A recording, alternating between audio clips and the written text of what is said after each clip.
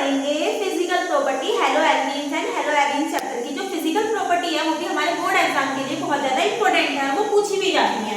अब हमारा जो हेलो एल्कीन्स और हेलो एरीन चैप्टर है, इसकी फिजिकल प्रॉपर्टी में क्या है, जो लोअर मेंबर होते हैं जैसे कि जिसमें 1 2 3 4 तक कार्बन होते हैं, जैसे कि CH3Cl, CH3Br, CH3CH2Br, chloromethane, bromomethane, bromoethane, ये सारी जो होती हैं, जो लोअर मेंबर होते हैं, ये क्या होते हैं, हमारे गैस होते हैं। और जो हायर मेंबर होते हैं वो या तो लिक्विड होते हैं या फिर सॉलिड होते हैं। अगला क्या है, पोलैरिटी। जो पोलैरिटी होती है वो हैलोजन की क्या होती है, वो हैलोजन क्या होता है, ज्यादा इलेक्ट्रोनेगेटिव होता है, तो उसके ऊपर डेल्टा नेगेटिव लगता है। पोलैरिटी किसकी तरफ होगी, हैलोजन की तरफ होगी, क्योंकि इसके पास क्या है, डायपोल मोमेंट है, इसलिए। नेक्स्ट क्या है हमारा, बॉइलिंग पॉइंट। जो बॉइलिंग पॉइंट होता है, जो हैलोजन डेरिवेटिव्स होते हैं, मतलब कि जिनके साथ हैलोजन जुड़ा हुआ होगा, जैसे कि लेट्स सपोज एक है हमारे पास CH4 और एक है हमारे पास CH3Cl। अब इसमें से किसका बॉइलिंग पॉइंट ज्यादा होगा, जो हैलोजन डेरिवेटिव होंगे उसका बॉइलिंग पॉइंट ज्यादा होता है। तो हैलोजन डेरिवेटिव का बॉइलिंग पॉइंट ज्यादा होगा कंपेयर टू जो पैरेंट हाइड्रोकार्बन की चेन है। लेट्स सपोज ऐसे है CH3 CH3 पैरेंट चेन है, और ये CH3 CH2 ये भी पैरेंट चेन है, और ये Cl है, इसके साथ Cl जुड़ा हुआ है, तो इसका बॉइलिंग पॉइंट ज्यादा होगा। क्योंकि जो डाइपोल डाइपोल इंटरेक्शन होता है हैलोजन डेरिवेटिव के बीच में, वो क्या कर जाता है, हमारा इंक्रीज करता है, इसलिए। और van der Waals force of attraction भी क्या करता है, इंक्रीज करता है, इसलिए। अब बॉइलिंग पॉइंट क्या होगा, जो हमारा आइड वाला होता है उसका ज्यादा होता है, ब्रोमो क्लोरो फ्लोरो। अब हमारा जो साइज होता है वो क्या करता है, इंक्रीज करता है, क्योंकि van der Waals force of attraction increase करता है, इसलिए साइज इंक्रीज करता है, क्योंकि van der Waals force of attraction increase करता है। जो बॉइलिंग पॉइंट होता है वो डायरेक्टली प्रोपोर्शनल किसके होता है, हमारे मॉलिक्यूलर मास के, जो भी हमारे पास कंपाउंड है उसके।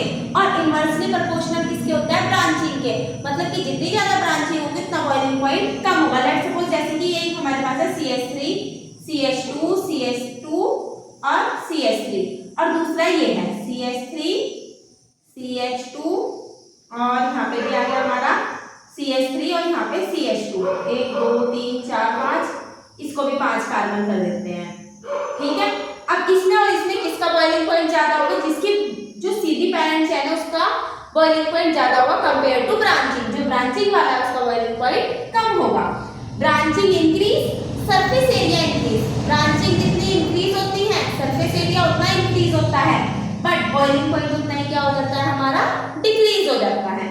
अब अगला क्या है, मेल्टिंग पॉइंट। जो मेल्टिंग पॉइंट होता है, जो हमारे डाइहैलोबेंजीन होते हैं उसमें जो पैरा वाली पोजीशन पे लगा रहता है उसका क्या होता है, मेल्टिंग पॉइंट ज्यादा होता है कंपेयर टू ऑर्थो और मेटा। ये वाला कौन सा है मेरा, ऑर्थो, और ये वाला कौन सा है मेरा, मेटा। इन दोनों में से कंपेयर जो पैरा वाली पोजीशन पे हमारा हैलोजन लगा हुआ है उसका ज्यादा होगा, क्योंकि वो सिमेट्रिकल होता है और फिट इन क्रिस्टल लैटिक्स में क्या होता है, वो फिट करता है, इसलिए।